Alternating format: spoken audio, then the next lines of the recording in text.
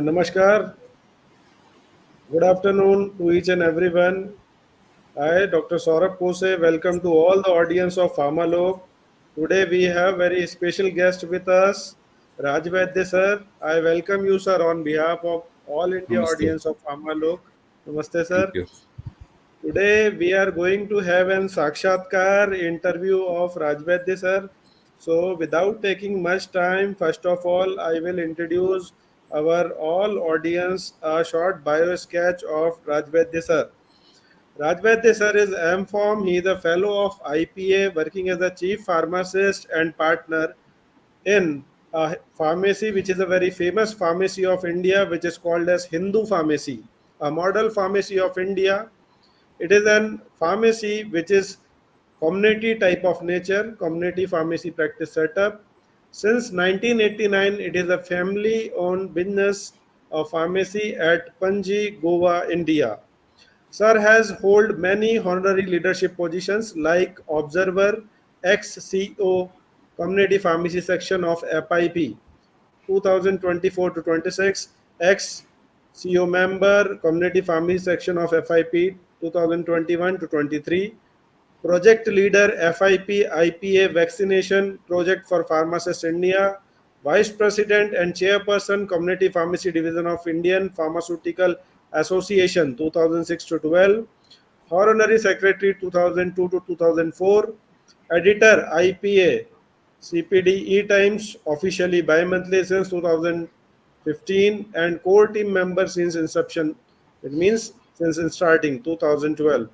Project leader for pilot project on accreditation of pharmacies in India by IPA in collaboration with DCGI and WHO India Country Office 2007 to 2008. Project leader for project on good pharmacy practice IPA in collaboration with DCGI and WHO. A major contributor towards writing of good pharmacy practice training manual for community retail pharmacists and a resource person for training workshops of pharmacists. Member of core team which drafted good pharmacy practice guidelines for IPA in the year 2003. Core team member of various activities of IPA campaign for awareness on responsible use of medicines since year 2014. National Pharmacy Week celebration since 2006. Pharmacy Day celebration since 2013. Involved in conceptualizing, designing materials, patient information pamphlets, activities, and executing various campaigns countrywide. If we talk about other professional contributions about the sir, he has regularly involved in organizing CEPs in state and country for community and hospital pharmacists, and also is a resource person for the same. Furthermore, he is an invitee member for different committees of PCI for drafting pharmacy practice regulations, bridge course regulations, education regulations for DPharm in the year 2001 to 13 and 2020. Sir has authored, co-authored a number of books and guidelines, booklets for prescription writing, handling of prescriptions, prescription medicines, healthcare, right of patients, comprehensive guides for physician-patient relationships, rights of patients to seek healthcare, safer healthcare through safer prescriptions, booklet for laypersons, safe use of medicines, a career in pharmacy, and various regular contributing articles, columns on awareness of health issues related to the consumers. So, with this short description, I welcome you, sir, on this month of Pharma Lok, and Thank I you. hope you would be happy to be over here. And sir, starting with this interview, I would like to ask about sir your childhood, basic education, and your native place. All India audience want to know about this, sir. Yes, thank you. Thank you very much for the very long information introduction. It's indeed a pleasure to be here on Pharma Lok to share my views on different aspects of pharmacy in India. So I am a native of Goa. I am born, brought up in Goa, and I've always lived here. And I come from a city called Panjim, which is a small city. And my childhood has been right here, right since schooling, high school, and even college, where I graduated in B Farm in the Goa College of Pharmacy, which is right here in the city itself. So I have had a very pleasant, simple childhood, a small city, uh, moving around on cycles, walking, moving around here and there, no much traffic. Those were the lovely days. Now it is all more congestion, more chaos, and it's totally different. But yes, we have to live on with it. So after my B Farm, I joined our family pharmacy. Actually, I joined from 1989. Our pharmacy is 113 years old. So it's a family pharmacy started by my grandfather. Then my father was he was also a pharmaceutical. It's called in Portuguese. That's when he did his pharmacy course way back in 1949. So he also practiced for around 50-55 years. I was also helping him. So, and then later on in between in 93, I did my master's also. So I've always been involved with the pharmacy profession right since my college days, and very happy to do that, and try to do as much as possible to contribute to the profession. Yes, thank you. Thank you, sir, for your answer. Really wonderful. Sir, moving forward, I would like to ask you, sir, which guidelines to follow with regard to OTC products in community pharmacy practice division. Yeah, see, actually, in our country, nowhere OTC medicines are even mentioned in our drug laws. Not also mentioned, so no question of definition, and we don't have a list of OTC medicines also. So, but by convention, by some norm, everybody presumes that whatever is not a prescription medicine is a non-prescription medicine, or in brackets OTC medicine, and can be sold without prescription. So whatever is Schedule H, H1, Schedule X, Schedule G, we consider prescription, and others sort of non-prescription or OTC. That is actually not the correct way to do it, but that's how it is in India. Of course, over the last 7 to 8 years, I think the DCC, that's the Drug Consultative Committee, and the DTAB, they have in their meetings they have taken up this topic, and they have tried to form subcommittees and come out with some guidelines, but that has not happened. Now let's see, again a couple of months back they have again decided, and they have formed a committee to do something about OTC medicines. Hopefully they will come out with proper guidelines. Only unfortunate part is the committee members do not have any real stakeholders in that. There is nobody representing the pharmacy profession, the practice of pharmacy. So there are, I think, 4 doctors in the committee, and there are 2 from the drug control department.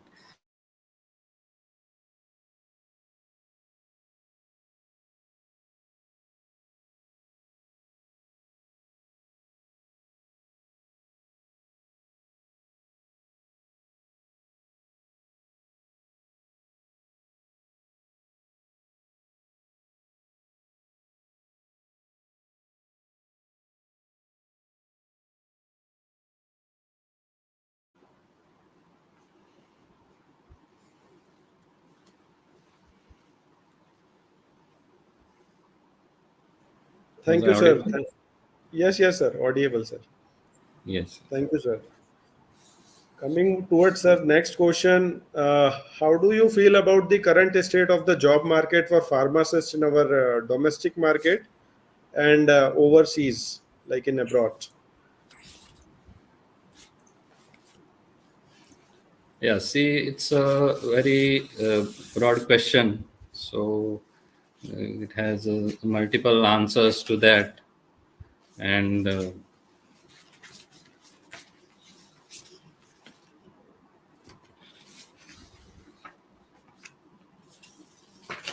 sorry,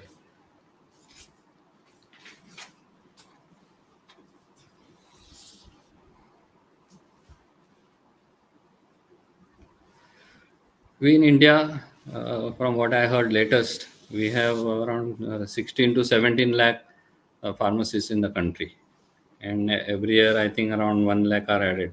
When we have so many pharmacy colleges in the country, and new ones keep coming out.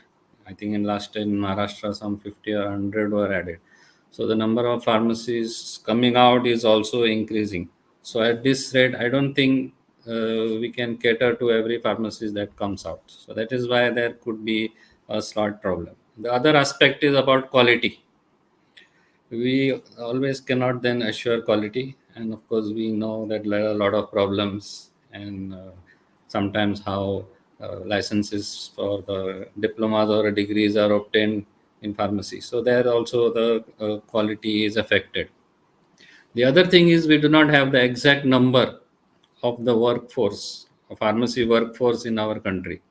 That is, how many are working in retail sector, how many in wholesale, how many in the industry, again the split in the industry, how many in the regulatory, how many in other government sectors, then how many in the teaching, and then what is the requirement in each of these, what is the shortfall in each of these. So that sort of framework we do not have. And then what is the requirement now, what is the requirement after 5 years, what is the requirement after 10 years. I think even that we are not very sure, because we have not developed that sort of figures. So what is our manpower requirement, we are not aware. The other aspect is that by law, a pharmacist has to be always present while dispensing of medicine in retail pharmacies. But as we all know, that does not always happen. There are so many places in sometimes, and we know in certain states, a lot many pharmacies do not have a pharmacist at all. And in other places, the pharmacies are open for long hours, 10 hours, 12 hours, and there is only one pharmacist who is registered. So, as such, we are not able to provide proper pharmacy or pharmaceutical care to patients. And on the other hand, a lot of pharmacists do not have jobs. So, if we are able to implement the law properly, then all these gaps, what I said, where pharmacists are missing, where there should be more pharmacists present, definitely more jobs could be made available for those pharmacists who do not have job. So to cater to that, what is strictly needed is the proper implementation of the law. That unfortunately is not happening, but that's sort even though a lot of pharmacies can be absorbed, that is not happening.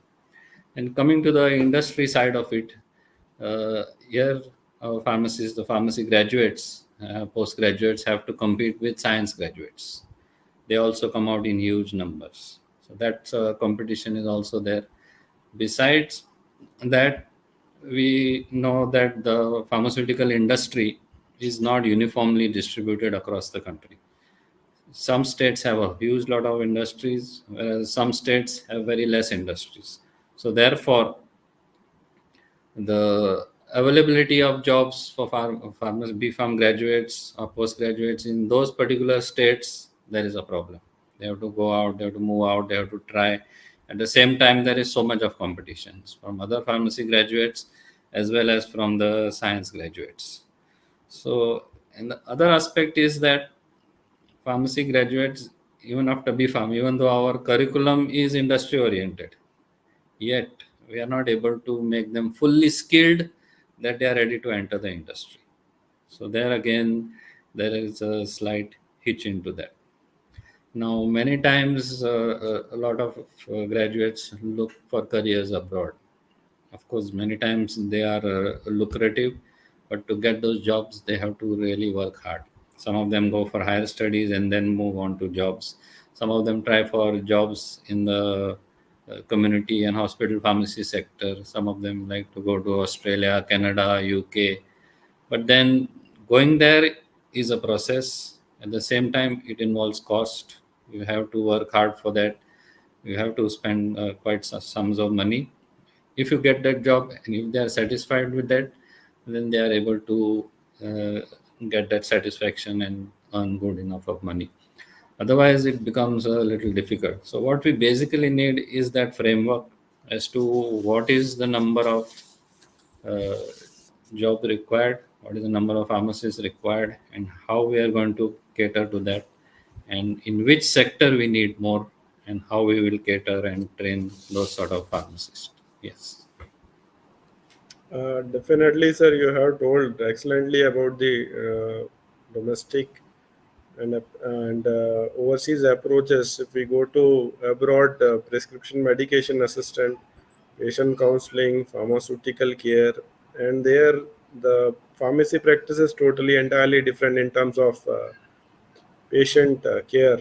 So in India, it is treated as trade, like physician or advocate who doesn't give anything from his store or his chamber, but only as an advice.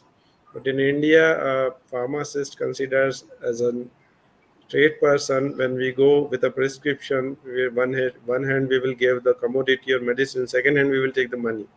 But sir, your pharmacy is one of the famous pharmacies in India, and during our teaching also we do used to quote the model pharmacy examples of yours, sir. So really inspirational, sir. Thank you so much, sir, for your contribution in pharmacy Thank you. practice. Thank you, sir. Moving forward, sir, my next question is pharmacy practice was always clinical, right, sir? So taking Yes. care of patients, but nowadays it is not considered. Why it is not considered by some non-clinicals? Means like acceptance of pharmacy practice in Indian scenario. Why it is not there, sir? Yeah, some of the reasons I just mentioned earlier. We need to be thorough, good for pharmacy professionals. And automatically, what we practice, when the patients see the benefit, they will definitely start respecting that. So whether it is non-clinical or clinical, automatically the people will start accepting pharmacist. Another thing is that, as per my understanding, uh, pharmacy practice involves the practice of pharmacy in the community and in the hospital. And within the hospital, there are two types, we can say. One is the pure hospital pharmacy, where the pharmacist is involved in non-patient core areas. So that would mean uh, deciding the procurement process, inventories, sometimes small manufacturing, making maybe IV admixtures, maybe oncology mixtures, then managing the inventory, dispensing it to the wards, maybe the CSSD taking care of that. So overall, he is doing all these things, which are also very important and need a very competent pharmacist also. So that is, one can say, is the hospital pharmacy practice. Now within the hospital pharmacy practice, there are also a set of pharmacists who do a much different job, and that is mainly dealing with the patient. So that is the aspect of clinical pharmacy.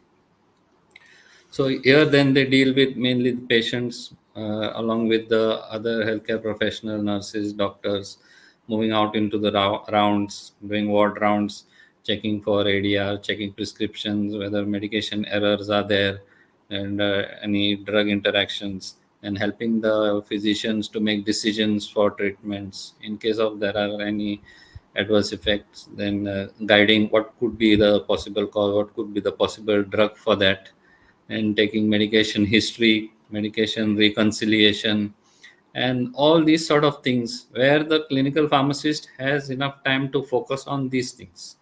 He is not involved or dealing with handling of medicines per se.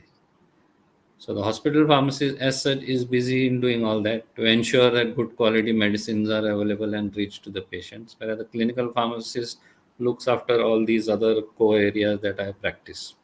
So the other aspect is that whether it is in community pharmacy or in hospital pharmacy, some concepts of clinical pharmacy are definitely there. Of course, at community level, the community pharmacist may not have all that much of time to do all clinical related work because he has so many other things to do. But within the short span of time where he interacts with the patient, he definitely has a role and does play a role in briefly, if nothing, analyzing the prescription, talking to the patient, providing simple tips and guidances. If there is time for the patient, then he can provide more things. So hospital and community pharmacy also have that little component of clinical pharmacy, though it doesn't look so prominent. But if we start providing the true concept of community pharmacy to patients, definitely people will start looking at it also like a clinical thing.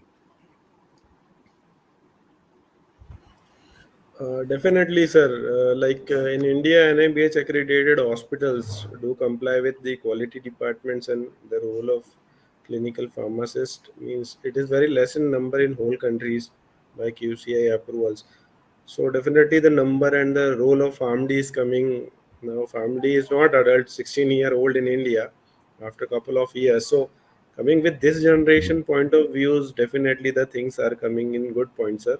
So Yes. definitely today or tomorrow, the clinical aspects will be brighter. Thank you so much, sir. Moving forward, sir, my next question is: what are the significant differences in the discipline of clinical pharmacy and pharmacy practice? Yeah, as I just mentioned, pharmacy practice also involves clinical pharmacy. So, pharmacy practice is overarching. It looks at the different aspects of pharmacy and the practice, whether it's in the community or in the hospital, and clinical specialization, where the clinical pharmacist works in core clinical areas, looking after more things which are more patient related, and focus is more on the patients. Of course, not handling the medicines. And of course, now there are many pharmacists who work as clinical pharmacists in the clinics of doctors. They work along with the doctor, so it's nothing to do with the retail or nothing to do with the hospital, but they sit in the clinics and they work together with the doctor, and the same things that one could do in the hospital in the as clinical pharmacist. Here they work together to, and the doctor is able to converse with the pharmacist and decide what medicines to take, and also taking medication history, then discharge counseling, all these sort of things. So there is a lot of overlap. So I would say that clinical pharmacy is one of the subunits of the overarching broad area of pharmacy practice. Exactly, sir. Because coming with the core part where the prescription audits, root cause analysis, IPT audits, inpatient audits, crash card audits, inventory audits, and in round total parental preparation, antimicrobial stewardships. There are a lot of things Lot of role. irrationally irrationally used drug categories, antibiotics, antivirals, and World Health reports also state the similar point of action to be inculcated in Asian system where the practice doesn't get much more implementation of clinical pharmacy, which is a need of the hour. Definitely, sir, this thing will come up. Thank you, sir, for your answer. So, sir, my next question is: what does clinical pharmacy research comprise of? As many more projects work at academic level is going on. So, what is your view on to it, sir? Yes, that is a very much need of the hour, and especially from the Indian perspective. A lot of clinical research, pharmacy oriented, goes on in many of these developed countries, where they have started the practice of community pharmacy, clinical pharmacy, patient oriented pharmacy right in the 1970s. So it has, they are working on it for last 60 years, and it also has not happened overnight. They have to work for decades. And you just, as you just said, we are soon, PharmD is going to be 18. So it is good to see that PharmDs are also doing a lot of projects. Maybe they are on a smaller scale, maybe they are doing it for their dissertations, or maybe they are doing it for the research publications. But it is time to have more serious and broader and bigger clinical research by pharmacists, because that will give us the Indian perspective. We always have a lot of foreign data, we rely a lot of foreign data. So if we create our own data, because our genetic compositions, our environment, our climatic situations, from state to state, differing diets, so many factors could be involved besides our body constitution.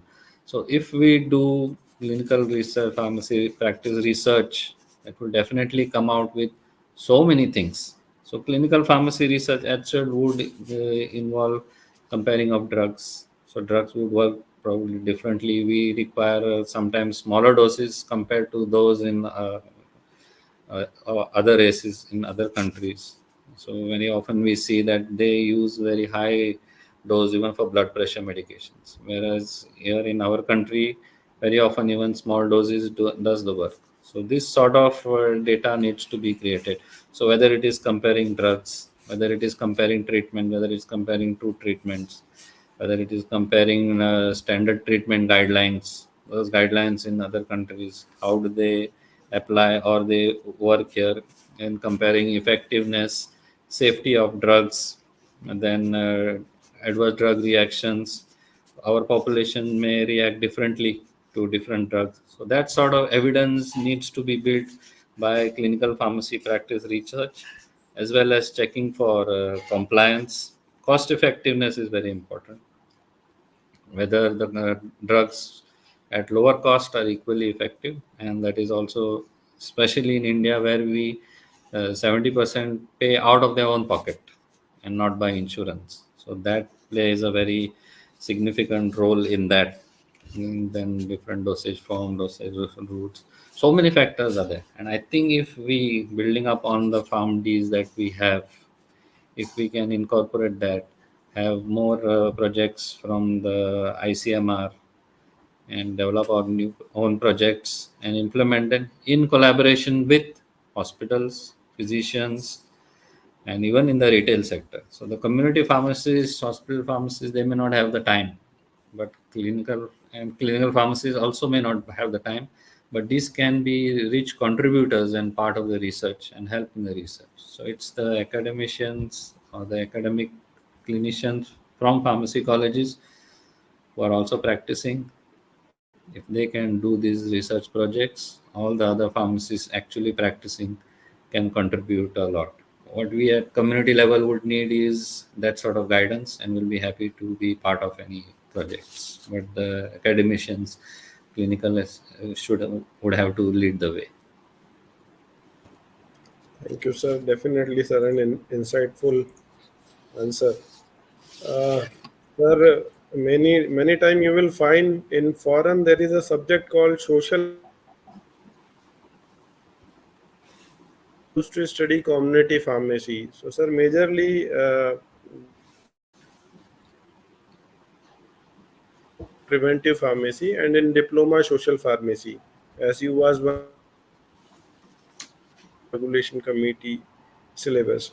So, sir, what is the difference between community pharmacy and social pharmacy? See, both community pharmacy, social pharmacy have sort of overlapping functions. Finally, it is for the benefit of the patients.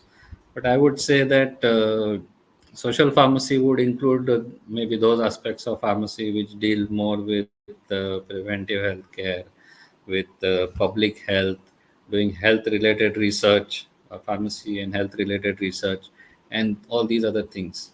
Whereas a community pharmacy would be the practice of pharmacy in the retail pharmacy.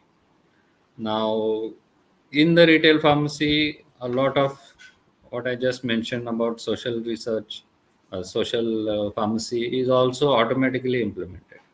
But at the pharmacy level, also we can do a lot of awareness. We can do uh, preventive campaigns. We can use our pharmacy for putting up boards, for giving by giving pamphlets, by verbal information. So pharmacy as such is also a place where social interaction happen. So social pharmacy partly is also being executed by the community pharmacy. Now community pharmacists most of the time they're not going be able to go out into the field and out into the community. So lot of aspects of social pharmacy are also covered in community pharmacy, and same with hospital pharmacy. So the hospital pharmacy also to some extent does practice social pharmacy naturally, whereas per se social pharmacy can also be practiced by schools of pharmacy, where the teachers and the students can do a lot of campaigns. They can go out in the field and the real community which is there and create that sort of awareness, do health research, and so many other things can be done. So these are sort of they are overlapping, and both are equally important. So community pharmacy also practices social pharmacy, and social pharmacy is also practiced in different areas. So, sir, ultimately, social pharmacy is, sir, as a prophylactic part for any disease, or say, and community pharmacy is the one pharmacy which is practiced three-fourths in Indian community section. Other is hospital. Then, sir, I want to have a quick comment on Jan Aushadhi Kendra as you talk about the cost of the medicines in the last question. So, what is the status of Jan Aushadhi Kendras in India, sir? Generic pharmacy practice. Yes, the intention of the government I feel is good because medicines at low cost are very important. At the same time, there is a lot of apprehension in the minds of so many other people, and it is mainly the doctors. Because if you see, the real concept of generics is not practiced in India. As far as I understand, the word generic medicine is not defined in our drug laws. They call it some proper name or something like that. Whereas worldwide generic medicine is the one which is bioequivalent, bioavailable to the brand, or the originator molecule. Especially for class 2 and class 4 drugs, BCS classification, that is all the more important. So if India, of course, the CDSCO, I think 3 or 4 years back, they had set out a circular that even for other drugs which come subsequently, for BCS2 and BCS4, bioequivalence should be established. But I don't know to what extent that has happened. They have given a list of some 147 drugs, and for other drugs, they said you use other standard references. But this is mainly being followed for new drugs. And I think for the first 4 or 5 brands, they insist that such sort of bioequivalence be proven. But in India, we have hundreds of brands and maybe thousands of brands. So all for all the brands, we really do not know. We, even I as a pharmacist, don't know whether the brand that I am selling is proven to be bioequivalent or not. So when that confidence is not there, then I am also not sure whether I can do brand substitution. The brand substitution in our country is not allowed. Jan Aushadhi also not allowed, but now latest they are examining, latest committee made by the CDSCO, whether Jan Aushadhi may be allowed to do brand substitution. So the problem of doctors is that if brand substitution is allowed, then the which brand to use then will go in the hands of the pharmacy. And same thing, Jan Aushadhi is allowed, then Jan Aushadhi. Now, if in all the Jan Aushadhis, whichever is BCS classification 2 and 4, if there is data and there is a, what is that, authentication from, say, the drug control department saying that these are bioequivalent, and such a publicity is made, then I'm sure that even doctors and pharmacists will feel comfortable to use these Jan Aushadhi medicines. Right now, we cannot say anything. And the same thing is with all the brands that we at community pharmacy stock. So we hardly stock any generics, but as such, there is no generic in the country. Generic means which does not have a brand. What we have is branded generics, which are made by some companies which do not market them ethically. It's up to the retailer to buy them and liquidate them. So those products in our pharmacy, for example, we may be having only 10, 12 out of the 10,000 brands that we have, because we have supposed to dispense whatever the doctor brand the doctor prescribes. So Jan Aushadhi would be very beneficial if this sort of clause is introduced. And even for the country as a whole, if this clause is introduced of class 2, class 4, that they are bioequivalent, I think even the doctors will have more faith in doing generic prescribing. Thank you, sir. So we have discussed, sir, Jan Aushadhi Kendra, hospital pharmacy, community pharmacy, social pharmacy. The one remaining part, sir, remains, which is online pharmacy. Since India got introduction of telemedicine for physicians, and Center of Excellence is being prepared at PGI Chandigarh. So when it comes to online pharmacy, when we compare to the other developed nations and our domestic scenario of pharmacy practice in terms of online pharmacy, recently we had an incident. Our President Pharmacy Council of India at Ahmedabad airport, they find something regarding it. Another aspects are the counterfeit drugs, nakli dawaiyan. So, sir, your comment on online pharmacy in current scenario? Yeah. Online pharmacy, unfortunately, today our country does not have any regulation. They have tried to do it somewhere 5 6 years back. They made some committee, they made a draft, but it did not go through. Now, I really don't know how they are regulating this. So it is an unregulated area, and obviously there is pressure from the top.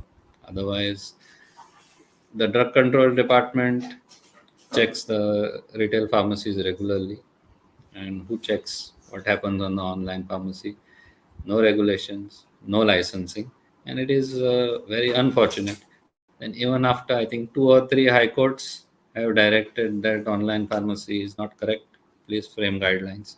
And I think even 1 year back, the Supreme Court has given directives that online pharmacy is not correct. I think I would say it is illegal, and frame regulations, guidelines for them. So many countries have framed them, and of course they have very systematic guidelines and well regulated. So in those situations, if it is legal, then people definitely, I mean, mainly it is the doctors and the chemists who are sort of objecting to this, because I don't see any transparency in that. I don't see any regulation in that. So it is something which is uh, risky for the patients, and it is unfortunate that the government does not see importance or urgency to regulate it. It's been taking too long. Yeah, sir, definitely. And in some cases of instant emergency medicine situation too, online regulations doesn't uh, makes fruitful action towards pharmacy care. Thank you, sir. Sir, my next question is how to improve hospital and clinical pharmacies services in developing nation like India. Yeah, that's a big decision, and I think it will involve whole lot of steps.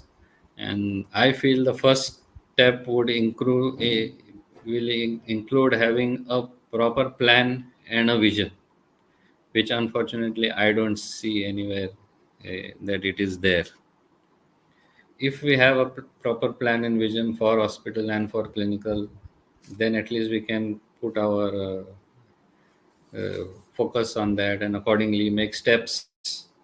What is the vision for next 2 years, 5 years, or 10 years, and accordingly work on. There's so many things which are there. Now, in hospital pharmacy, what we need to have is good pharmacy practices. We have good pharmacy practices for retail pharmacy. We need to have them for hospital pharmacy, both in the private sector as well as in the public sector. And then we need to have properly defined job responsibilities. We don't even have that written down properly.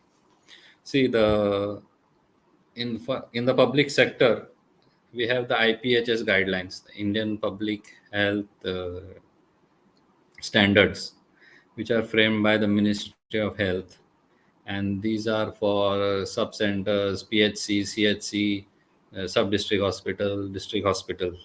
So these, I think, have been framed for the last. I think there have been new versions have come up. I think 4 or 5 times in the last 10 years. Now, in these IPHS guidelines, they describe in detail what should be the requirements, quite a lot in detail. What should be the requirements of, say, a PHC? What is the area of different rooms? What are the requirements, and what is the material required? Then the manpower required, and they have described job responsibilities of the manpower also. That includes even the doctors, nurses, technicians, the radiologists, and so many other things. Unfortunately, the role of the pharmacist is not defined in any of these guidelines. So maybe that is something where the pharmacy profession has failed. So unless we project what are the responsibilities of pharmacist, those in the public health sector will not realize what the pharmacist can actually do. So as of now, they do what has been allotted or what has been going on. In some places, they have some a little extra responsibilities. So if we as pharmacists also can do this, chalk out these job responsibilities, train our hospital pharmacists to perform this, and they are willing to do that, then definitely, if we enhance the services, then definitely the other health professionals, the administration, the bureaucracy, they will realize what the importance of the pharmacist is. The another important aspect is the number of years that a pharmacy's course is. I feel the 2 years diploma is too short. I feel it's not enough, and I think world over we don't have such a small course. So if we really have to produce competent pharmacies, whether it's hospital, community, then we need to have a little longer course. Of course, there will be a lot of objections to this, but then we have to see the reality. If we really have to make good professionals, then you need to spend that much time. You cannot deliver a proper curriculum and a proper training to a competent pharmacist coming out in 2 years. So, what is important is a proper coverage of the curriculum, training, hands-on training, good exposure right in the environment, and the other thing is the pay scale. As per the fifth, sixth pay commission guidelines, if you are studied for 2 years after 12th, automatically your pay scale becomes lower. So your pay scale becomes lower than the others who are doing 3 years and 4 years. So that also, that importance is not there. So we need to change. I don't say stop the diploma today, but then you need to draw a timeline. After how long will we shift from 2 to 4 years?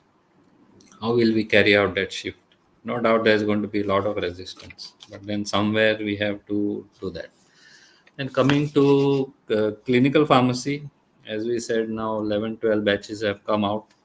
But from what I hear and what feedback I get, a lot of things need to be done, a lot of improvements need to be done in the content and quality of the pharmacy education, even in the PharmD. So what they need is the real exposure, good connect with the medical profession, good connect and a good attached hospital, so that their services can be utilized. They can learn with that also, that exposure, and so many things can be done. Otherwise, their competency will not develop. Their confidence will not develop. Definitely, we have so many good colleges of PharmD who are having good attachment with colleges, good teachers, good delivery, and good confidence. But some sort of commercialization is there. So that is why that sort of improvement is needed in the other colleges also. Because I think now there are more than 250 PharmD colleges in the country.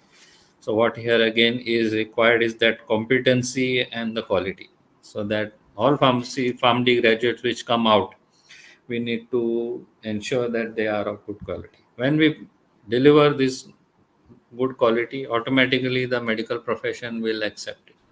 The medical profession will welcome it, just like they are welcoming so many PharmD graduates and PharmD, because they are doing good work, they are knowledgeable, and they are able to work together with the clinicians. And this is also happening in India. And I think one other thing is that the curriculum has not changed since inception. I think we need to work on that also. So all these factors I feel will help the clinical pharmacy develop better. Definitely, sir, because like sports medicines or various aspects of medicines where its application is there, and the updates, whether it is CME or CPE, CNE, that are too short for 6 years, like coming up with various other aspects can be definitely fruitful for the graduates. Thank you, sir. My next question is, sir, why do top tier biomedical journals have very few articles on pharmacy practice? Yeah. One thing is that top journals mean they need top quality research. It's a challenging task. At the same time, it's a great achievement if you get published in those. So worldwide, a lot of pharmacy practice related research does take place, and especially in the developed countries.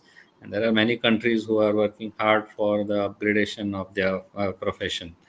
Now, these all are collaborative activities where it's the clinical pharmacists and those in the teaching in the schools who take that lead and collaborate with the hospital community as well as the clinical pharmacists and of course the clinicians, and they come up with all the clinical research that happens, and that sort of thing, if it is done with that good quality, then they get published. So India too needs to emulate that.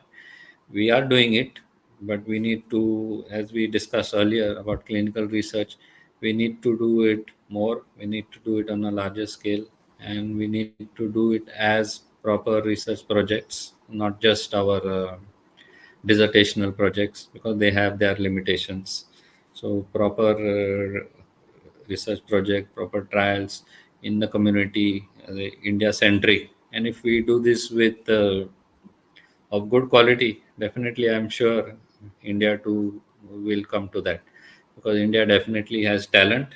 We only need to channelize our talent, provide that guidance, and give them that boost and the support and the little infrastructure.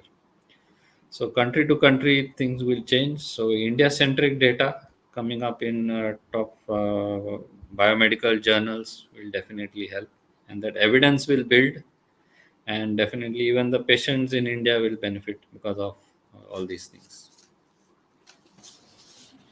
Definitely, sir. Thank you, sir. My next question is, sir, how can we use the conceptual framework in pharmacy practice research or clinical pharmacy research? Yes, like in all other fields, this conceptual framework practice is very helpful. So this is sort of a representation of different relationship that could happen between the variables, and what if we do this, what can happen. So all these sort of uh, things which have been, these concepts have been developed, so we don't have to break our head on that. We just need to develop what sort of ideas, what sort of research we would want to do, so that then we can decide what is our research. And just like we carry out standard research proceedings, what is going to be our research question, what do we aim to achieve, and what are the different variables we would like to look at, dependent variables, independent variables, and then how we would go about the research in which particular field. So applying these concepts are very well established. We just need to learn them, get familiar with them, and then apply them for our practice research. So with that, it is things are there. We just need to learn and implement them. Definitely, sir. Thank you, sir, for your answer. Moving forward, sir, my next question is, what are the various barriers to delayed or non filling of medications upon discharge in India? Yeah, as mentioned earlier, we are a out-of-pocket spending company. Sorry, population. 60 to 70% of our population has to spend out of their own pocket. So the big question is cost and affordability. So even though medicines in India are considered to be much cheaper than in other countries, it is also the comparison of our income. And the second thing is, in other countries, a lot of it is covered by insurance. So we need to have that concept. The other aspect is, because it is covered by insurance in other countries, there the prescribing, of course, the other is so many other reasons are there. Insurance, then liabilities, suits, court cases. So in India, unfortunately, we have a lot of irrational prescribing happening, and irrational prescribing in terms of unnecessary prescribing, over prescribing. So many aspects are there. The other thing is, there are things which are not in price control. For example, nutraceuticals. So nutraceuticals in our country are prescribed. The costs are quite high. So then there are cosmeticals, where their costs are also very high, and these are also prescribed in our country. So the cost of treatment is very high, and again, if you go strictly by rational use of medicines, then these particular components will not fit in rational medicines. They are not essential medicines. So somebody spending out of pocket, not able to afford. That is the reason then why they are not going to go and purchase the medicine, or they will purchase only part of it and then not continue it. So many different things are there, and we are in a commercial world, and there is a lot of competition. So many pharmaceutical companies, and vying for the same population. So it is also a mix of luring doctors, having very competitive, then advertisements of different products, uh, pushing of products, trying to use pharmacies to push products, trying to use doctors to push product, using advertisement to push product. So marketing has a lot of influence. So it needs a very what is that, strict control by the prescriber to prescribe only rational medicines, and to prescribe something which is good quality, at the same time not too costly. Otherwise, many times patients don't come for refills. They just stop taking medicines. Cannot afford. Some of them even cannot afford blood pressure medications, because sometimes they feel 10 rupees a tablet daily, plus so many other things. So that is, I feel, a problem. Definitely, sir. Sir, coming on to the next part of the interview, the question is, what is the significance of patient counseling, since you are the, sir, epitome of community pharmacy practice in India? So, like, you have a real setup, as I've heard. So, sir, I want to hear from you on the significance of patient counseling. Yes, patient counseling. A lot of people look forward to it, because many times they are not aware what is happening. Sometimes they don't know what is wrong with them also, and what is prescribed and how to take, and so many other things. So a community pharmacy is always many times busy. In that busy time, we have to decide what particular thing has to be conveyed to the patient. So when somebody says patient counseling, many times it looks like it is something big, but I would like to sort of divide it into two things. One is patient instructions, and other is patient counseling. So providing simple, basic patient instructions to the patient who comes on the counter, even that is something, a very good thing to do. So many times there is only 1 minute or 2 minutes per patient. By the time the person who is involved, removing the medicine, looking at the prescription, whether it's making the bill, so sometimes even that 1 or 2 minute information can make a lot of difference to the patient. So in simple terms, telling them what is this medicine, it's an antibiotic, ensure that you take the complete course, take it whether 2 times a day, 3 times a day, whether on full stomach or empty stomach. Do not stop taking the course. Stop complete. Do not stop completing the course. Even these simple things are very important. Taking before food, after food. Now, if the patient has more questions, he will feel enthused. He will feel, this person is willing to tell me something. On his own, he is telling me something. Automatically, if there is more information, more curiosity, and patient really needs to know, then he can definitely tell. The other aspect is, if you feel that the patient needs to know more, then we have to ask whether the patient has the time and whether he can spare the time. Now today, of course, we have option of using the telephone, or we are having a WhatsApp video, even if patient does not have time. So there are certain things where patient needs to be told in a little more information. For example, how to use a particular device like the insulin injection or the inhalers, or what care is to be taken for a diabetic patient. Very often they are not aware of many things. So lifestyle modifications, that is exercise and nutrition, not to stop medications, that they need to check their blood glucose levels regularly, monitoring their weight, reducing their weight. Whatever little information you tell to the patient, I would say that is a good job done as patient counseling. Of course, if there is more time for either of them, patient and the pharmacist, patient is willing to spare that time, pharmacist has the time, and definitely patient counseling can do a whole lot of difference to the patient. It's good for the pharmacy also. The patient learns a lot. Patient has more compliance. Is better able to take care of himself in self care. So one should not be too worried about patient counseling if you start with simple things like patient instruction and then add on providing information leaflets, putting labels or stickers related to dosage, related to some simple cautions.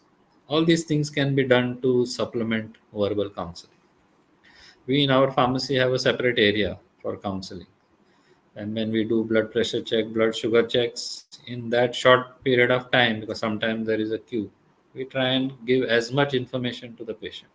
If patient feels he needs more, we ask him to just stay back, and some other pharmacist, other of our pharmacist or the present pharmacist can attend to him and answer more of his queries. So if there is a will, I'm sure there is a way, and patient will definitely benefit. Definitely, sir. Sir, since India have a huge population, and if we talk about various diversities, either it is north, east, west, south, or central region of the country, various peoples do not have that much time also to hear to pharmacy. That is another problem. They are always in hurry. So various factors are there, either from physician point of view, part of patient perspectives, and one another problem which comes up, they didn't understand the instructions of the physicians written on the prescriptions. So the computer operated physician entries and various things have been taken up. This effectivity of PIL, FREs. So a lot of things are there. So hopefully, sir, in India, the clinical pharmacy in public sector hospitals do also will see soon to improve the quality of the art of dispensing, art of practicing and counseling. Thank you so much, sir, for your insightful answer. My next question is, sir, what is your view on telemedicine and online pharmacy? Online pharmacy, I did answer. Something about telemedicine, I will say, because telemedicine is definitely useful, especially people who are in the interiors, who are not able to come. COVID gave a big boost to that. But a little apprehension that I have, and a little apprehension that many physicians have, is that for the first time, when the patient is new to you, without any examination, it is very difficult to come to certain conclusion. You may miss many things. So per se, there are pros and cons of telemedicine. The other aspect is that using specialists. So if in an interior area there is a doctor there, he feels that the patient needs a little higher consultation. Then the basic information inputs the doctor can give. He has examined the patient. He can tell what are the different symptoms, what is the history in detail to the expert sitting across the line. And whatever question the expert has to ask, either to the doctor or to the patient, that can be communicated. So that is a much better way of effective telemedicine. So, for example, there is a specialist sitting in the city, and there is a MBBS doctor next to the patient, and they do telemedicine. That I feel is much better. And the second aspect, which is more applicable to us, we get more affected by that, is the prescription which comes out of telemedicine.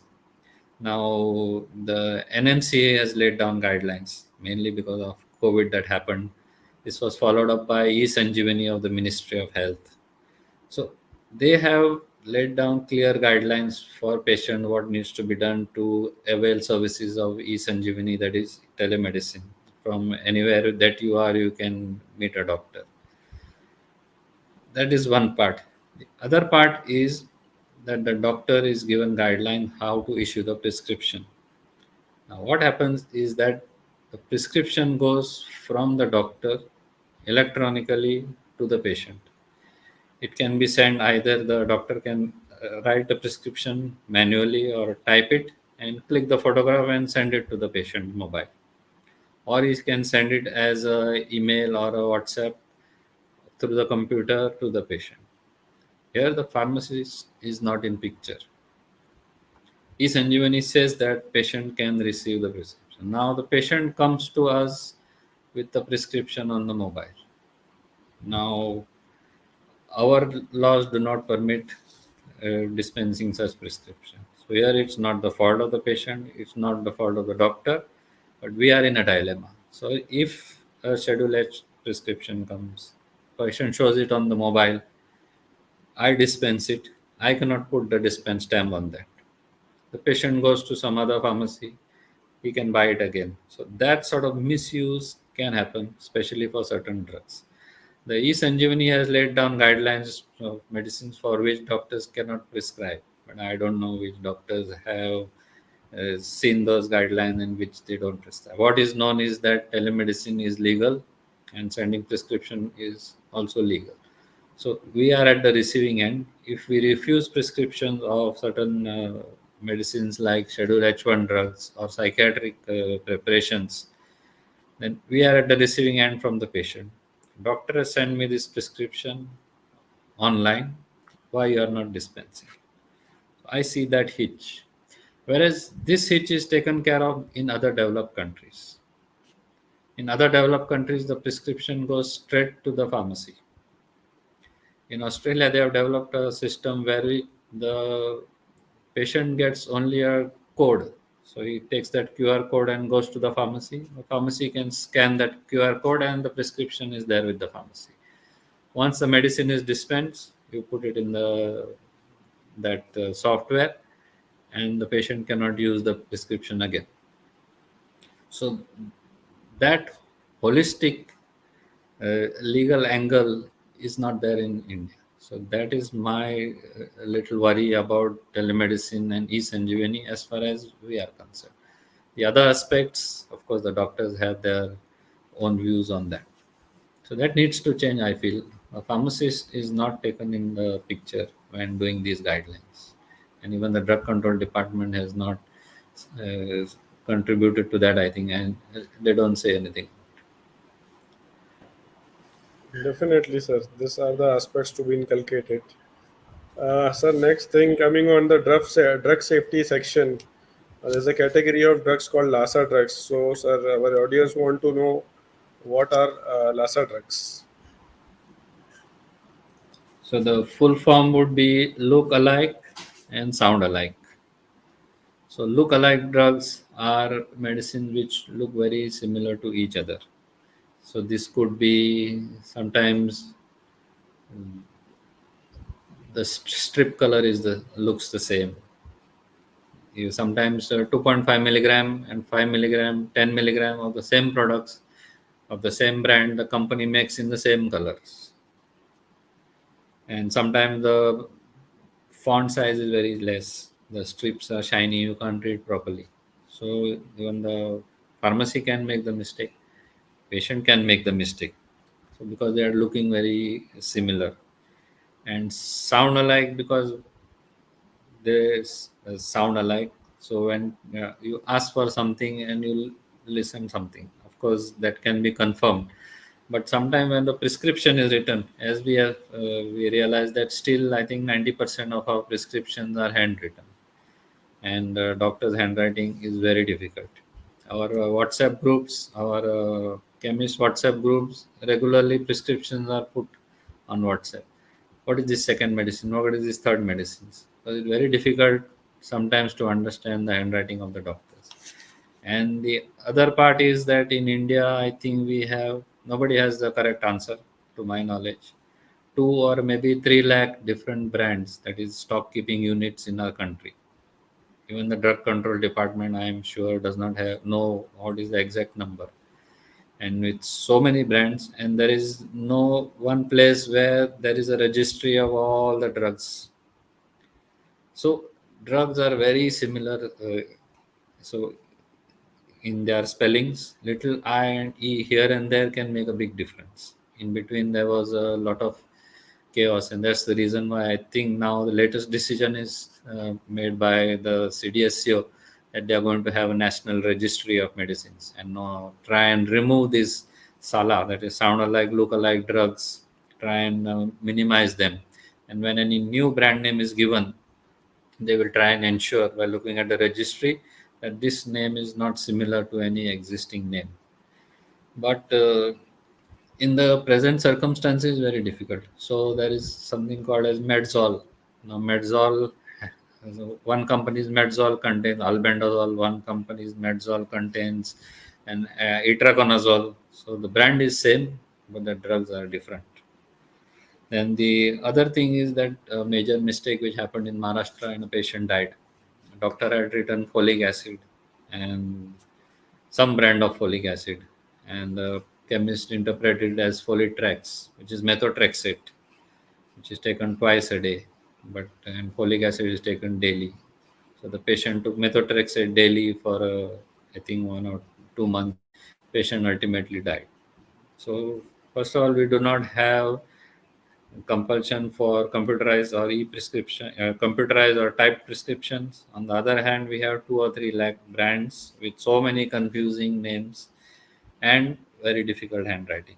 So the chemist cannot stock, I think, more than 2, 3 or 4,000 medicines.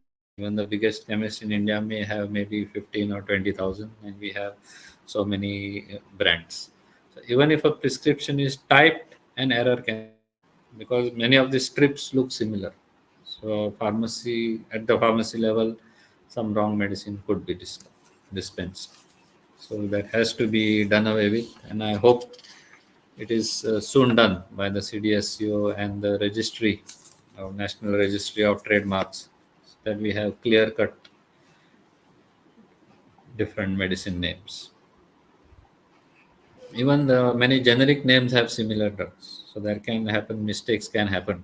So clomiphene citrate, and there is another antipsychotic that is clomipramine, and many times doctors write clo, and then towards the end they are handwriting waivers off. So if somebody interprets it wrongly, then there is a big problem.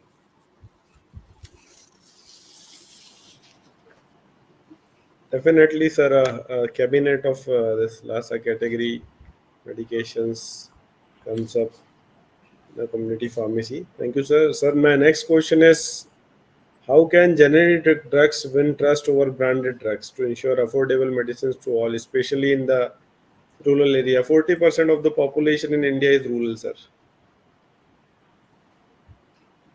Yes. So when you asked me about Jan Aushadhi, I was talking about the generic medicines. So if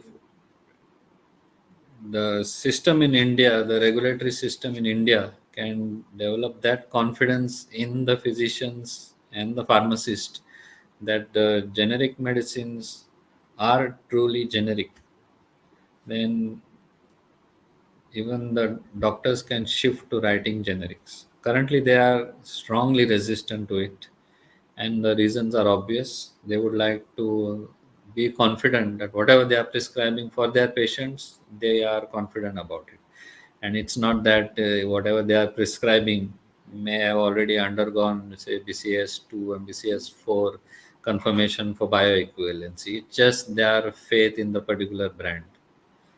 So if that sort of thing happens, now to do these, get these approvals for BCS2 and 4, that will slightly increase the cost of medicines, no doubt. But I'm sure that still with time and with competition in the pharmaceutical industry, the generic per se generic medicines will be available in our country. Because presently what is happening is that there are many stores which say we are generic and selling generic medicines, but actually they are I think they are branded generics, and they promote 80% discount, 90% discount, which again creates a very unhealthy atmosphere in the country. So just like the other countries all over the world, if we have true definition of generic, and if we follow that generic in the true sense, because India is the pharmacy of the world. India supplies good quality generic medicines to the world, and if they are of class 2 and 4, they are bioequivalent, proven to be bioequivalent. It's just the concept of using that for our country.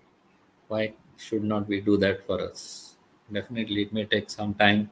It may increase costs slightly, but I think this cost will be offset for by other where we are currently buying many branded medicines for higher costs. So something can should definitely be worked out.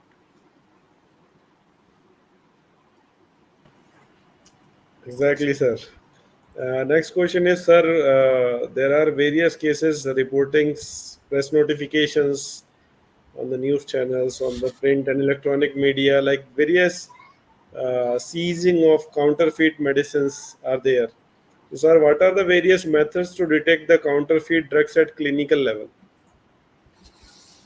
Yes, even we are scared whether we are dealing with counterfeit medicines, because today with the advent of GST, the movement of medicines across the country is quite similar. Earlier, there was VAT and other taxes. So, buying a medicine by a chemist or a wholesaler from other state was a little more costly. Today, that free flow is there. It's one nation, one tax, but it has affected in this way. So, even innocent pharmacies, they may end up having counterfeit, which is very risky and frightening thing. So, thing that pharmacies are supposed to follow is buy from authorized stockist, buy against a bill, ensure that you don't fall prey to too much of big discounts, and you ensure that the batch number and expiry which is supplied to you is proper. So, this is one safety mechanism that pharmacies are expected to follow. The other thing is to look out for any uh, pilferages, any smudges, anybody has meddled or interfered with that medicine. So one can only be alert for those sort of things, because as we know, counterfeit guys, they make and print the medicine in such a way that they may even look better than the original molecule. Their printing is so high class. So the best way is that pharmacies have to take that safety, and that same safety is applicable. Wholesalers have to do that. Now this whole chain has to do that, but it looks to be a very difficult thing because we don't know where things are getting infiltrated, and across the country, it's giving a bad name even to our country, because this sort of news is going around. So one of the things needed for this is very strict regulations. Unfortunately, implementation of drug laws and even implementation of other laws are lax in our country. We need, for the safety of our population, it is very important that drug laws are implemented strictly. There should not be any compromises. Unfortunately, we know that the system does not work that way. It is most unfortunate, but we also need to talk openly about it. If something is wrong, it is wrong, and our political system needs to correct this, so that our regulatory system needs to correct itself and be sincere and implement the drug laws correctly. We have a whole set of good drug laws, but at implementation level, it is where we unfortunately fall short, and unfortunately, it's affecting the people. So when people get counterfeit medicines, it is unfortunate. It is actually playing with their lives. So everybody has to be careful about that, because even after consuming counterfeit medicines, patient may not realize it. unless sometimes it is too late.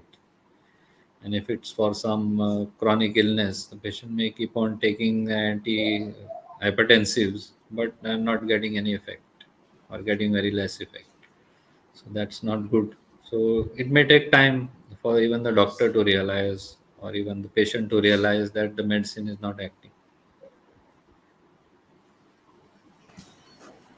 Definitely, some measures uh, has to be taken up in India.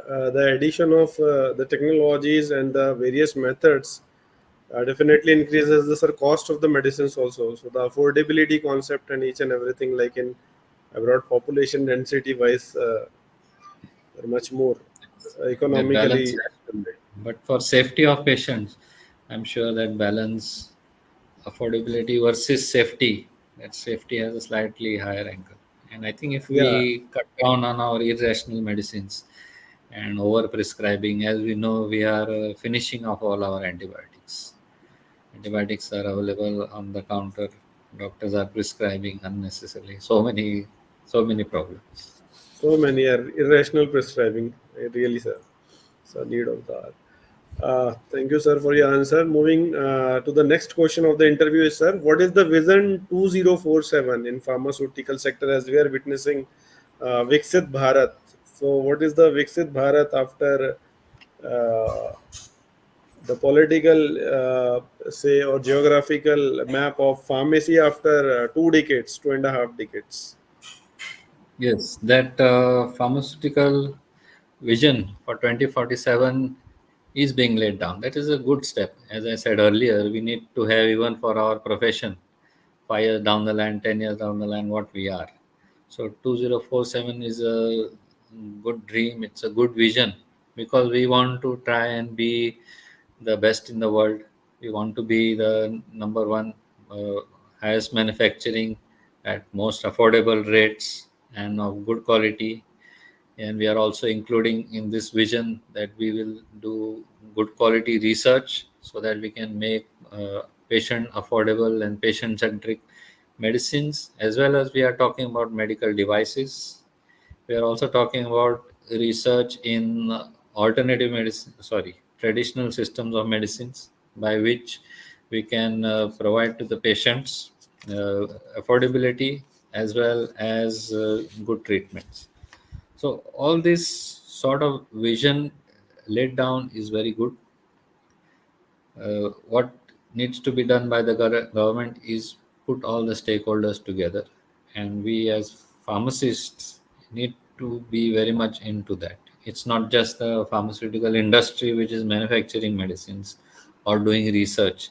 It's actually down the line community hospital and clinical pharmacists who are using or part of the system which is implementing these medicines. They also, I feel, need to be included into this particular vision. So then only this vision will have that strong component. At the same time, I feel we need to have a shorter milestone also, so we can look forward. Sometimes you feel 2047 I won't even be there, some may feel, or I may be too old to do that. So we need, I feel, shorter targets. And for this to be implemented, the point which I raised earlier, we need to have good drug regulatory controls, good political controls, and good regulatory controls. Freedom to implement the drug laws. Because otherwise, even we make all these things and then down the line something else happens, then that vision will go haywire. That's what I sincerely feel. So the political uh, backing should be there to create good system, at the same time honest systems and proper implementation of the laws. Definitely patients will benefit. Right now, as we see so many counterfeiting going on, if such things continue, it's going to be very difficult. So whatever vision we make is going to get destabilized. Definitely, sir. We will pray to Almighty to you to witness 2047 vision, and you will be there definitely, and your vision will be there for so much long time till 22nd century in India. Pray to God. Uh, Definitely nice interview, sir. Moving forward, and this interview will definitely serve for decades for the generations to learn. So, sir, my next question is: how can alternate medicine system can bridge the gap of access to quality and affordable healthcare system in India? Said the word alternate in the previous question and I took it back. I feel we should try and use the word traditional systems of medicine. That is what our Ayush department, which has been created, I feel it's a very good department, good vision.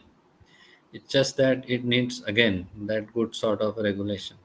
We are using Ayurveda, even yoga, of course, not a medicine system as medication as such, but Siddha, Unani, we are using for so many centuries, and we have been dependent on that, and they have definitely proven themselves with the time. No need of clinical trials for them. Now, what is happening is that here again there is commercialization.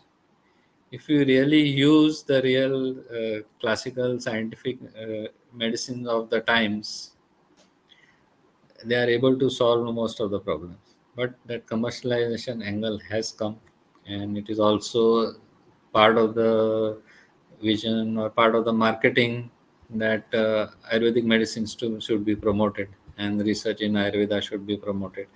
But what has happened in that is that it has become over commercialized. Same problem that we are facing in allopathy: irrational prescribing, unnecessary medications, high cost of medications, advertisements, all that has uh, latched onto this particular systems of medicine also. So if we can try and reduce that, I'm sure there will be a lot of benefit, because cost also is a factor. And Ayush medicine, some of them are projected to be high cost. Their advertisements in on the TV, on the private channels, their cost they say to cure your disease 5,000 rupees, but for a short term discount is there 2,000 rupees, and somebody is saying that I got well, you got well. All these sort of things are gimmicks, and people get carried away by that, and these get the label of that they are Ayurvedic medicines, safe. That is another big problem, and that is how people get that result, which many times they don't get because it is hype created. So when that result is not there, unfortunately the Ayush systems of medicine get a bad name. So I strongly believe in these Ayush systems of medicines, and if we follow them, good doctors, good diagnosis, proper rational use, and along with the affordability and good quality, definitely that will definitely help. And one thing which is missing is that, of course, we cannot be specialists in Ayurveda, but pharmacists should also have a little more component of Ayush medicines in their curriculum, not just theoretical, and maybe not manufacturing unless it's for the industry, but those who are practicing pharmacy, who know more of the basic concepts, more of the application, some simple information about them, because pharmacies anyway are dealing with Ayush medicine, so they should know more about that. There are a lot of Yes, sir. people who have great faith in these systems of medicines, and many of them do a lot of self medication, and of course, for simple ailments, and at very low cost, they are able to treat. And if scientifically, if doctors do in a similar way, patients can benefit a lot. And a lot of people are always hoping that, and there's always the fear is there that allopathic medicines are one is costly. The second fearful thing is that allopathic medicines have a lot of side effects, so many people are hesitant to do that. So if they get good uh, another set of doctors who are good and providing Ayush systems of medicine, many people are already going there, and if we have better services, they will go to that in a much better way.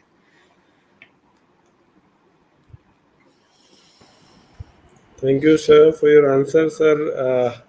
Moving towards the Next question. What are the latest initiatives in M Health you heard about? Now that is mobile health.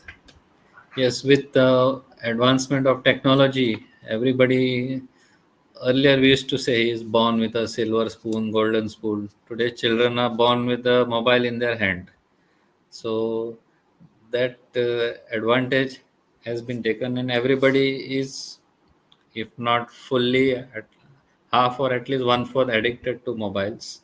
So mobile, it's a good advantage taken by these companies who are developing these different apps, different sort of applications for health, for benefit of people. So maybe in terms of for fitness, maybe in for a reminder to take medications, maybe to measure the uh, breath, maybe to measure blood sugar and transfer the data to the doctors. All these sort of things, especially with the advent of AI, with AI, M health apps are also going to become wiser, and they are going to have a better utility. So M health apps, so many of them are there, and we just need to be careful that we don't get addicted to those apps. Sometimes those fitness apps, or nutrition, a lot of nutrition apps are there about making you conscious about your calories, what you eat. Only thing, one should not get too dependent on that. As it is, we are addicted or hooked on to mobiles. We should not get hooked on to these apps. Wherever there is benefit to that particular limit, that also needs to be controlled. So definitely they are helpful provided you know how to use them in the right manner. Otherwise, many of them use so many apps. So a lot of time goes into apps, and maybe you don't realize how to live a good life. You're focusing on apps. Really, sir. This is the reality. Sir, such a nice interview we have witnessed today, sir. Now I would like to ask you, sir, about the concluding remarks, sir, from your side overall for the present and future generations of pharmacy in pharmacy practice, and from your overall pharmaceutical experience you want to share with our all India audience. Yeah, thank you so much for your very mind-boggling questions. They made me bring out so many things, and I think whatever I spoke, I'm sure there was a lot of information and messages which have gone forward. So we have to try our best to improve upon ourselves.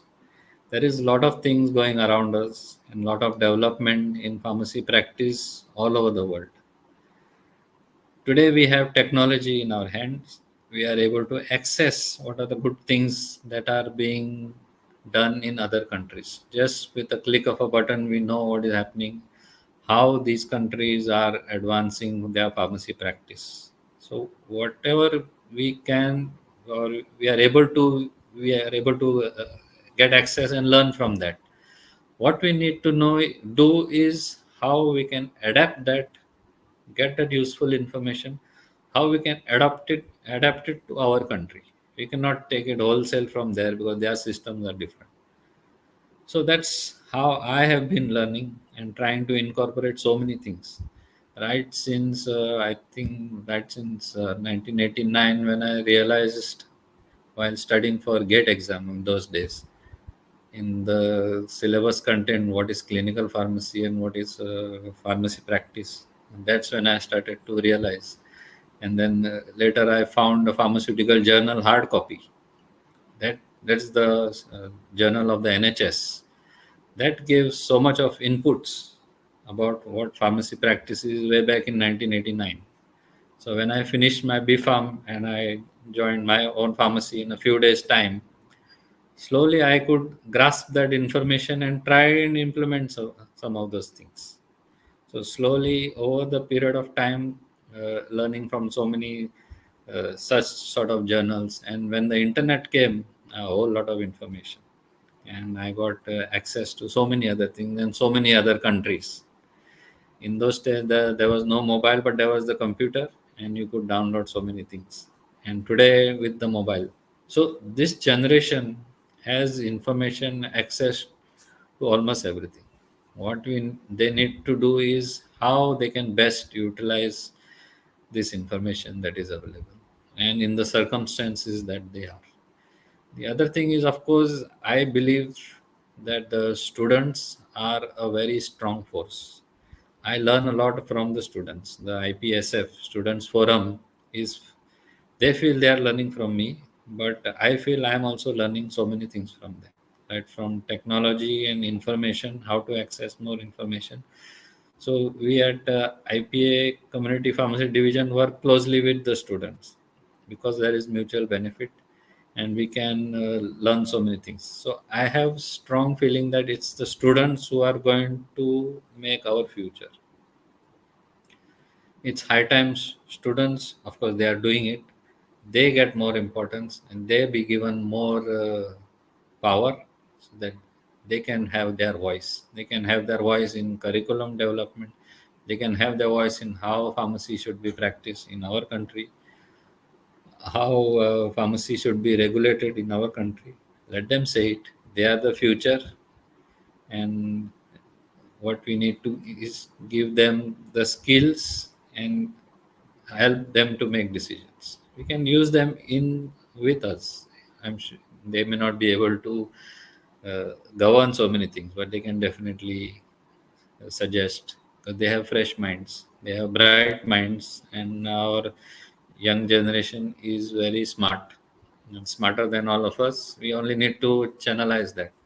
I'm sure if we give them that, empower them with that, I'm sure we can take pharmacy to greater heights. Definitely, sir. Mind-blowing session, sir. Today we witnessed with you really fantastic answers to the questions, sir.